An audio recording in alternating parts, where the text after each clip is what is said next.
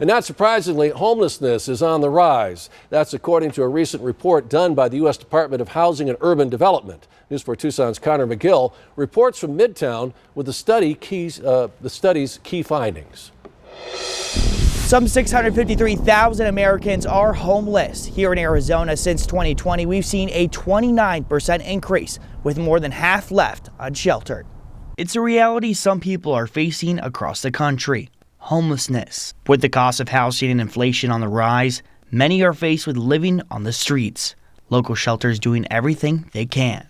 These are good people like all of us who really have fallen on hard times. They're hiding, they're not in plain view, but the homelessness is a prevalent situation that's going on here in Tucson, and it's only going to get worse. The rise in homelessness is causing many leaders thinking of ways to combat it. Salvation Army Hospitality Captain Christopher Kim believes the city may benefit from an area where the homeless could be secluded.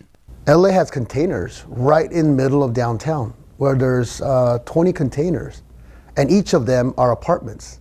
So basically they live in a container, but they're in an area where it's encompassing only them. While some believe affordable housing is the answer, Executive Director of the Center of Opportunity, Lisa Chastain, thinks that's not necessarily the right direction for everyone. To just stick somebody who is suffering from drug addiction and mental health in a home, that's not the answer. The city of Tucson is taking strong steps with the Housing First initiative, one they believe would help many living in the city. We are making incremental steps. The city has put forward quite a bit of resources to get some affordable housing built in the next coming years. Bottom line, shelter leaders say more services are needed. It has to be wraparound services. It has to be mental health support.